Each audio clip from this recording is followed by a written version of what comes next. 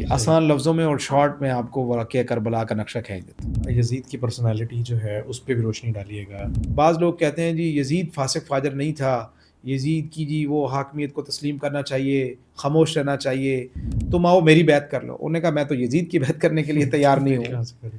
تو میں تمہاری بات کیسے کر لوں کہ حضرت حسین نے پیغام بھیجا۔ اس کا مطلب یہ نہیں ہوتا کہ حضرت حسین بزدل ہے۔ رسول اللہ صلی اللہ علیہ وسلم نے ارشاد فرمایا الحسن والحسین سیدہ شباب اہل الجنہ۔ السلام علیکم ورحمۃ اللہ وبرکاتہ۔ اللہ جل شانہ آپ کی تمام طرف قربانیوں کو قبول فرمائے۔ آج کے ہمارے مہمان ہیں مولانا معاویہ صاحب، اللہ ان کو جزائے خیر دے۔ السلام علیکم مولانا، کیسے ہیں آپ؟ الحمدللہ، آپ کیسے؟ مولانا بہت شکریہ، آپ نے اپنے قیمتی وقت میں سے وقت نکالا۔ اب میں مزید آپ کے درمیان اور ہمارے آڈینس کے درمیان جو ہے وہ حائل نہیں ہونا چاہوں گا۔ ہمارے ہاں محرم الحرام کو دو ناموں کے پیچھے، ایک تو سیدنا امام حسین رضی اللہ عنہ کی مبارک ہستی ہیں، اور دوسرا نام یہاں پہ بار بار یزید کا پورے محرم کے اندر رپیٹ ہو رہا ہوتا ہے۔ جی جی تو تھوڑا سا یزید کی پرسنالٹی جو ہے اس پہ بھی روشنی ڈالیے گا کہ اسلامک پوائنٹ آف ویو سے وہ کون ہیں، کیا ان کی فیملی بیک گراؤنڈ اور باقی سارے معاملات، اس پہ تھوڑا سا روشنی ڈالیے۔ یہ جو عمیر بھائی یزید تھا نا، یہ حضرت امیر معاویہ رضی اللہ تعالیٰ عنہ کی اولاد میں سے تھا۔ ٹھیک ہے، تو حضرت امیر معاویہ رضی اللہ عنہ جب خلافت چھوڑی تو اس نے خلافت پہ قبضہ کر لیا، ٹھیک جیسے ہے۔ آج کے حکمرانوں میں ہوتا ہے۔ تو اس نے جی، وہ جب قبضہ کیا تو اب جب خلیفہ کوئی بنتا ہے نا تو اس کے بعد بیعت ہوتی ہے خلیفے کی۔ جیسے نبی کریم صلی اللہ علیہ وسلم کے بعد حضرت ابوبکر بنے تو سب سے پہلے حضرت علی نے بیعت کی، سب سے پہلے حضرت علی نے بیعت کی، باقی صحابہ سے بھی بیعت حضرت علی نے کروائی، تو وہ بیعت کرتے تھے۔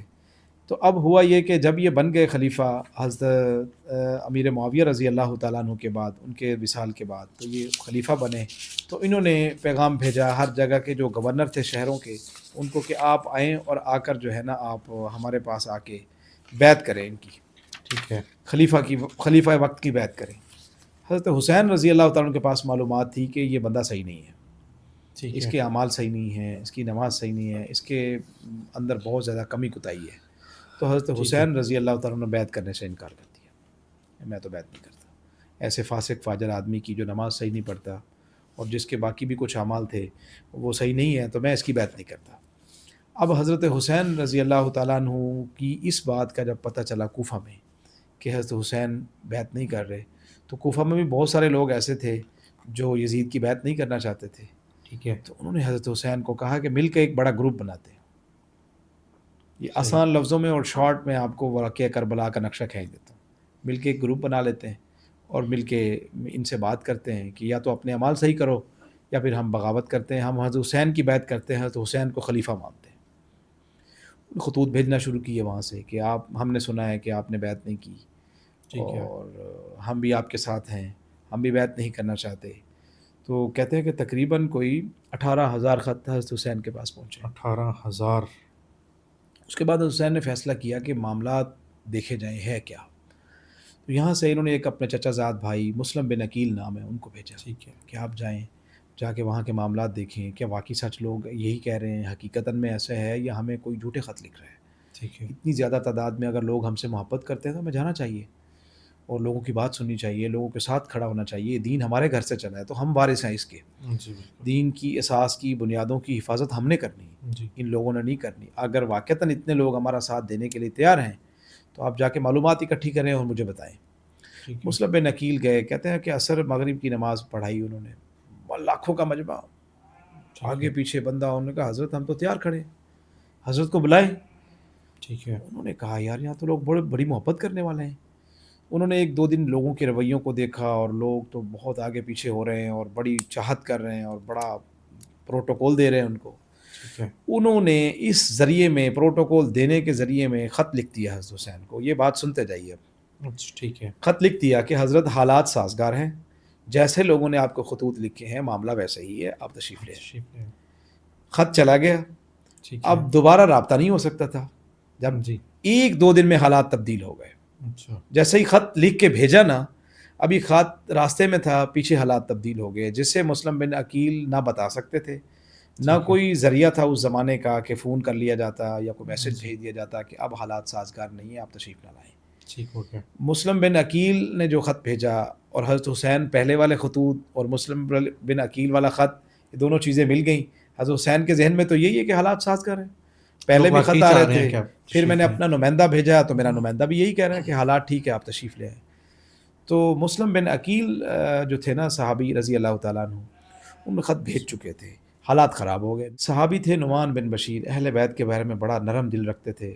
یزید کو ٹھیک ہے. پتہ تھا کہ یہ بندہ اہل بیت کے بارے میں نرم دل ہے, یہ گڑبڑ کرے گا, ٹھیک ہے. اس نے ہٹا دیا. عبداللہ بن زیاد ایک نیا بندہ لایا, وہ ظالم انسان تھا, ٹھیک ہے. بہت زیادہ ظالم تھا. وہ صحابہ اور اہل بیت کے بارے میں اچھا گمان اور اچھی سوچ نہیں رکھتا تھا. تو اس نے آتے ہی پہلا حکم یہی دیا کہ اب مجھے خلیفہ نے بھیجا ہے, جو یہ صحابی تھے نعمان بن بشیر, ان کو معزول کر دیا انہوں نے. اور عشاء اور مغرب کے درمیان انہوں نے خطبہ دیا, لوگوں کو بڑا ڈرایا دھمکایا, میں تمہیں قتل کر دوں گا, میں تمہیں یہ کر دوں گا, میں تمہیں وہ کر دوں گا. عبداللہ بن زیاد نے. ہاں, تم نے اگر مسلم بن عقیل جو یہاں پہ بندہ آیا ہوا ہے, کسی نے اس کو پناہ دی یا کسی نے اس کو راستہ دیا یا کسی نے اس کو چھپایا, ہم اس کو بازار میں پھانسی پہ لٹکائیں گے, سب لوگوں کے سامنے لٹکائیں گے. تو کوفہ کے لوگ قدرتی طور پر بزدل لوگ تھے. کہتے ہیں کہ مسلم بن عقیل کے پیچھے لاکھوں کا مجمع, ایک خطاب کے بعد زیرو.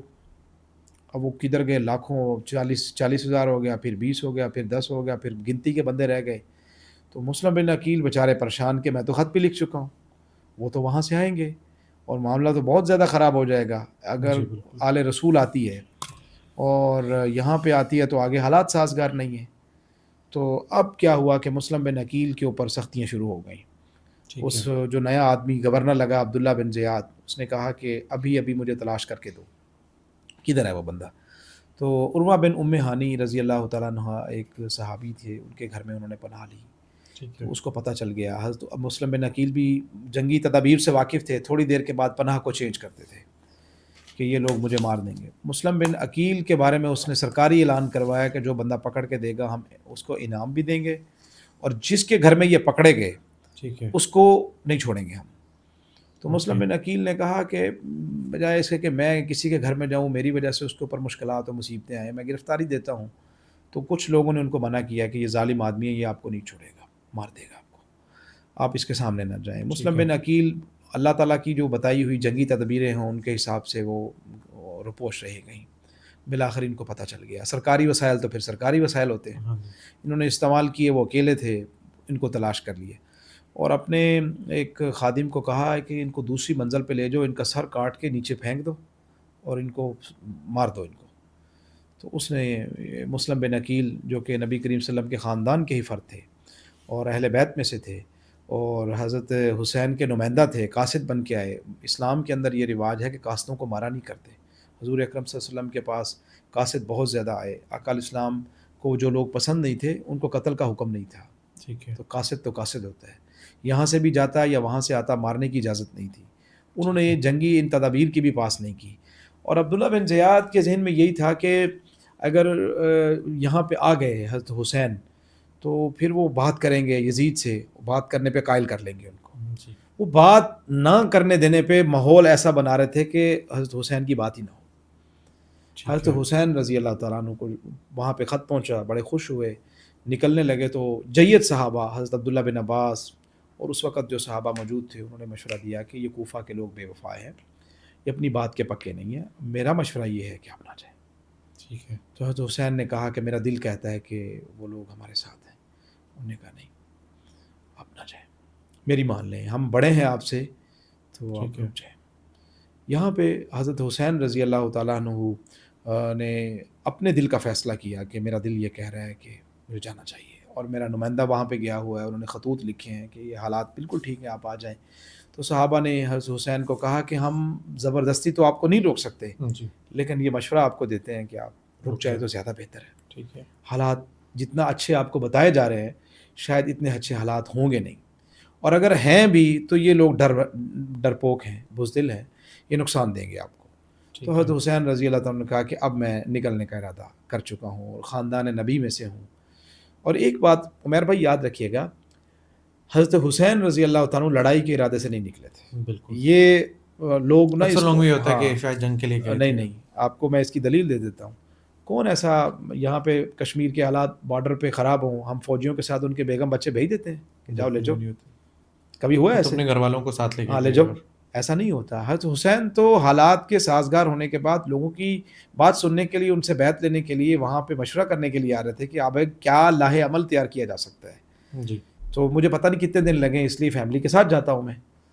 تو ان لوگوں نے سمجھا کہ وہ لڑنے کے لیے اور اگر آتے لڑائی کے لیے تو آپ کا کیا خیال ہے؟ یہاں پہ جہاں سے نکل رہے تھے تو آل رسول کا خاندان کا ایک فرد کہتا میرا ساتھ دو، میں جا رہا ہوں لڑائی کے لیے، جی تو کیا صحابہ ساتھ نہ دیتے؟ 70-72 لوگ جاتے ہیں، ایسا ہو ہی نہیں سکتا. ایسا نہیں ہو سکتا. صحابہ خاندان نبی کو کبھی تنہا نہیں چھوڑتے تھے. بالکل. تو یہ لڑائی کے لیے نہیں جا رہے تھے، یہ تو بس بات کرنے کے لیے. جب وہاں پہنچے تو سب سے پہلی خبر ان کو ملی کہ مسلم بن عقیل کو قتل کر دیا گیا. رضی اللہ.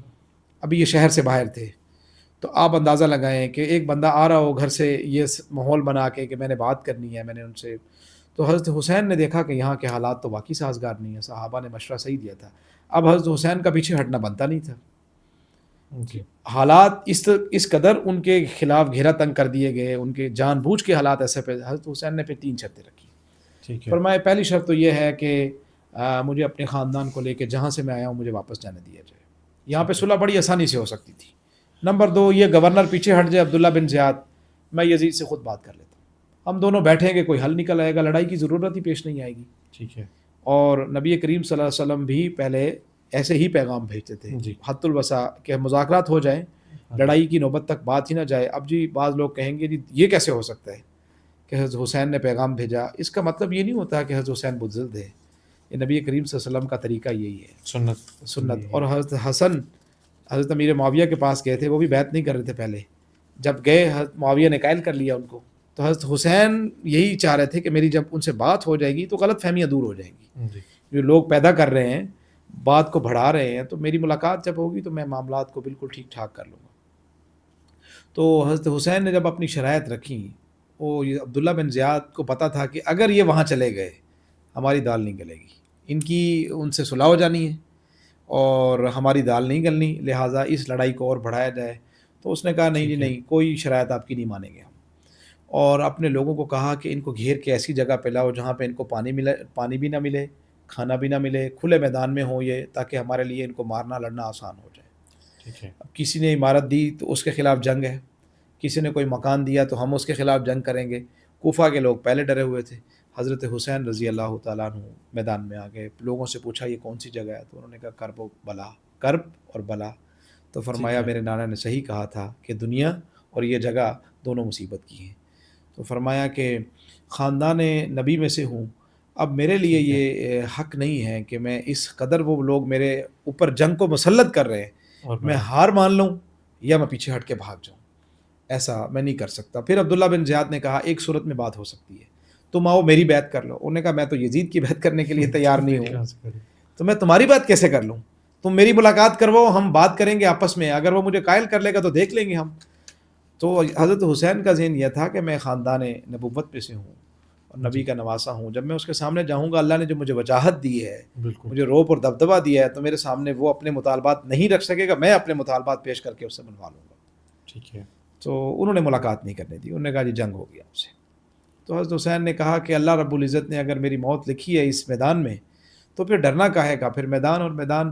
آپ یہ دیکھیں کہ میں نے آپ کو پہلے بات بتائی ہے کہ شہزادہ رسول لڑائی کی نیت سے گھر سے نہیں نکلا، بالکل نہ حتیٰ نہ ہوتا جی، اور عورتوں کو ساتھ لے کے نہ جاتا. یہ کوئی تھوڑے سے لوگ نہ ہوتے، تھوڑے سے لوگ نہ ہوتے، صحابہ ساتھ دیتے. جی جیسے بھی تھے وہ نکل رہے تھے نا، ہاں جی، تو صحابہ ساتھ دیتے. ان کا جنگ کا ارادہ نہیں تھا، وہ تو لوگوں کے خطوط کے بعد ملاقات کے لیے اور ان معاملات کے لیے آ رہے تھے کہ آگے کیا کرنا ہے، ہم نے آیا بات کرنی ہے، آیا کیا کرنا ہے. تو یہ پھر حضرت حسین رضی اللہ تعالیٰ عنہ کی جو شہادت ہوئی ہے یہ ساری عبداللہ بن زیاد نے کروائی ہے. یزید تو وہاں بیٹھا تھا اور رابطے کی کوئی صورت نہیں تھی. اب یزید کا قصور کہاں پہ بنتا ہے، میں اس پہ آ رہا ہوں. اب یہ قتل حضرت حسین رضی اللہ تعالیٰ عنہ ہو گئے، شہید ہو گئے. اللہ تعالیٰ نے ان کو بہت بڑا مرتبہ دیا، ان کا خاندان ذبح ہو گیا. اب اس نے وہ ان کا سر جو تھا نا کاٹ کے کسی تشتری میں رکھ کے اس کے سامنے پیش کیا گیا خوش کرنے کے لیے. تو وہ ان ہونٹوں کے اوپر نہ ایسے چھڑی مار رہا تھا، ان ہونٹوں کے اوپر. تو ایک صحابی ٹھہرے تھے حضرت زید بن ارقم رضی اللہ تعالیٰ عنہ، کہنے لگے اوے ظالم، میں نے ان ہونٹوں پہ حضور کو بوسہ دیتے دیکھا ہے، میں نے ان ہونٹوں پہ حضور اکرم صلی اللہ علیہ وسلم کو چومتے ہوئے دیکھا ہے، تو برباد ہو جائے گا، تو نیست و نابود ہو جائے گا، یہ کام نہ کر. تو فرمایا یہ کٹا ہوا سر اس نے اپنے مالک کو یزید کو خوش کرنے کے لیے وہاں بھیجا. اور یزید نے جب یہ نبی کریم صلی اللہ علیہ وسلم کے خاندان کی عورتیں یزید کے گھر میں گئیں، ان کو بتایا تو اس کی بیوی کہتے ہیں سر پہ دوپٹہ لینا بھول گئی اور بھاگتی ہوئی یزید کے دربار میں آئی کہ یہ کیا کیا تم نے، اتنا ظلم کیا تم نے خاندان نبی کے ساتھ کہ اتنے لوگ شہید ہو گئے اور تم نے یہ کیا کیا ہے؟ فرمایا یزید کا جرم یہاں سے شروع ہوتا ہے۔ یزید نے کہا نہیں ہم معاملہ دیکھ لیں گے، آپ گھر میں جاؤ، اب ہم خود کرتے ہیں اس معاملے کو۔ بس انہوں نے کہا جی تم نے غلط کیا تو میں چھوڑوں گا نہیں، یہ نہیں کروں گا وہ نہیں، اس نے یعنی جو عمل اس کو کرنا چاہیے تھا ٹھیک ہے، وہ نہیں کیا۔ ان کو پھانسی دینی چاہیے تھی، ان سے عبداللہ بن انتقام، زیاد کو، ہاں عبداللہ بن زیاد کو، اس کے ساتھ جو اور اس کے ساتھ ملے ہوئے لوگ تھے، اس نے کوئی ان کے خلاف انتقام نہیں لیا، کوئی بدلہ نہیں لیا۔ تو لوگوں نے پھر اس کا یہ مطلب سمجھا کہ یزید ان کی ہاں میں ہاں ملا رہا ہے، تو گویا کہ یزید اتنا ہی بڑا مجرم ہے جتنا بڑا عبداللہ بن زیاد ہے۔ ٹھیک کیوں؟ ہے، حاکمیت جس کی تھی تو پوچھ گچھ بھی اسی سے ہوگی نا، کہ ٹھیک ہے، آپ حاکم تھے، ہاں جی، آپ کی جیسی بھی حاکمیت تھی، بے شک آپ نے غصب کی تھی یا جیسے بھی تھی، لیکن اس وقت تو آپ حاکم تھے نا، آپ کی حاکمیت میں خاندان رسول ذبح ہو گیا، آپ نے کیا کیا ان کے لیے؟ بالکل، تو یزید مجرم ہے، اہل سنت والجماعت کہتی ہے کہ درمیانہ موقف اختیار کیا جائے، لیکن ہمارا دل کہتا ہے کہ وہ مجرم ہے، وہ مجرم ہے، اس نے خاندان کو ذبح کروایا ہے، وہ کیوں نہیں بیچ میں آیا؟ باتیں یہ تھیں کہ اگر جی، اس کو پتہ چل گیا تھا کہ خاندان سے ذبح ہو چکا ہے تو ان خاندانوں کو کیوں نہیں ذبح کیا پھر عبداللہ بن زیاد یا جو اس سے باقی ملتے جلتے لوگ تھے۔ جی، تو یزید کے بارے میں علماء یہی کہتے ہیں کہ فاسق و فاجر ہے، ٹھیک ہے، اور یزید کا تعلق ہوگا بے شک مسلمان سے، لیکن فاسق فاجر تھا، اور یہ اہل بیت کا قاتل ہے، اس کی قیادت میں اہل بیت قتل ہوئی ہے۔ اور عبداللہ بن زیاد کو بھیجنا یہ کس بات کی علامت ہے؟ اس کی نیت یہی تھی کہ ان سے مقابلہ کیا جائے، ان کو وہیں پہ روکا جائے، یہاں تک آنے نہ دیا جائے۔ اور دوسری بات، بعض لوگ کہتے ہیں جی یزید فاسق فاجر نہیں تھا، یزید کی جی وہ حاکمیت کو تسلیم کرنا چاہیے، خاموش رہنا چاہیے۔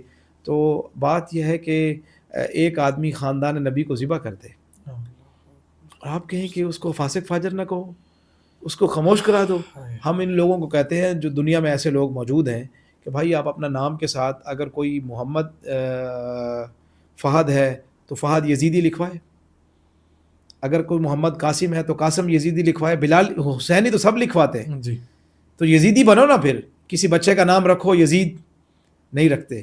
تو اس سے معلوم ہوا مولانا لیکن اس میں ایک سینیریو ہے کہ عبداللہ کا نام تو عبداللہ تو بڑا ریگولر سارے یوز کر رہے ہیں، ادھر تو عبداللہ بن زیاد کے نام پہ تو کہیں اس طرح کا کوئی سینیریو نہیں آیا۔ آپ کی بات میں سمجھا نہیں، یزید کا نام لوگ نہیں رکھتے، لیکن اصل قتل کرانے والا تو وہ سامنے لوگوں کو بیک عبداللہ گراؤنڈ کا بن پتہ زیاد نہیں ہے۔ بیٹھا ہوا ہے۔ اچھا ٹھیک ہے، ناظرین آپ کو بہت شکریہ۔ اصل ضرورت اس بات کی ہے کہ ہم کھلے دل سے اپنے اہل بیت اطہار کی جو اصل سیرت ہے اس کو صحیح معنوں میں پڑھیں اور اس پر عمل کریں۔ جیسے مولانا نے سب سے خوبصورت بات جو مجھے آج کی لگی نا، کہ پوری زندگی میں امام حسین رضی اللہ عنہ کی کوئی ایک بھی تکبیر اولیٰ فوت نہیں ہے۔ مطلب یہ کہ جب نماز شروع ہوتی ہے امام کے ساتھ ہی اللہ اکبر کہہ کر کے نماز پڑھ رہے ہیں، نماز قضا ہونا تو بہت دور کی بات ہے۔ تو اصل اس سارے محرم کا، سارے غم کا جو اصل پیغام ہے وہ یہ ہے کہ جان تو دی جا سکتی ہے، لیکن اللہ کا حکم کسی صورت میں نہیں چھوڑا جا سکتا۔ گھر کے سارے افراد اللہ کے سامنے ان کی جان جو ہے وہ شہادت وہاں پہ نوش کی جا سکتی ہے، لیکن اللہ کے دین کو کہیں پر بھی جو ہے وہ پیچھے نہیں چھوڑا جا سکتا۔ دعا ہے اللہ جل شانہ ہمیں حضور پاک علیہ الصلوۃ والسلام کی اور ان کے پورے گھرانے کی، سارے کے سارے صحابہ کی سچی پکی محبت اور اطاعت اللہ جل شانہ ہمیں نصیب فرمائے۔ آپ حضرات کا بہت شکریہ، اور بالخصوص مولانا کا اور مولانا کے ساتھ ہماری پوری ٹیم کا۔ اس وقت کیمرے میں ہم دو لگا آپ کو نظر آ رہے ہیں، لیکن اس کے پیچھے یہ باتیں آپ تک پہنچانے کے لیے کئی دن پہلے وہ کچھ ایسے ہمارے احباب ہیں جو اس ساری آ کے اس پہ محنت شروع کرتے ہیں، پھر اس پہ کئی دن رات کی ان کی محنت لگے گی اس کو ریکٹیفائی کر کے، اس کو ایڈیٹنگ اور سارے معاملات کرتے ہوئے آپ تک پہنچانے میں۔ دعا ہے اللہ جل شانہ ان کو اپنی طرف سے بہترین جزائے خیر عطا فرمائیں۔ ہم چہرے وہ ہیں جو آپ کو سامنے اسکرین پہ نظر آ رہے ہیں، لیکن وہ لوگ ہیں جو اس ساری محبت میں اخلاص کے ساتھ بیٹھ کر کے جو ہیں وہ ان چیزوں کو وہ کر رہے ہیں۔ ایون کے درمیان میں مولانا نے ایک جگہ سیدنا ابوبکر صدیق رضی اللہ عنہ کا ذکر کیا، تو جیسے مولانا کی آنکھیں تر ہوتی ہوئی نظر آئیں، باقی چہرے بھی اسی طرح اسی غم میں ڈوبے ہوئے نظر آئے۔ تو وہ چہرے جو یہ باتیں آپ تک پہنچانے کے پیچھے اپنی شب و روز کی محنت کو لے کر کے لگے ہوئے ہیں، رات کو 2 بجے 3 بجے تک بیٹھ کے بیچارے ان چیزوں پہ لگے ہوئے ہیں، دعا ہے اللہ جل شانہ ان کو اپنی طرف سے بہترین جزائے خیر عطا فرمائے۔ جزا اللہ عنا سیدنا محمد ما هو اہلہ۔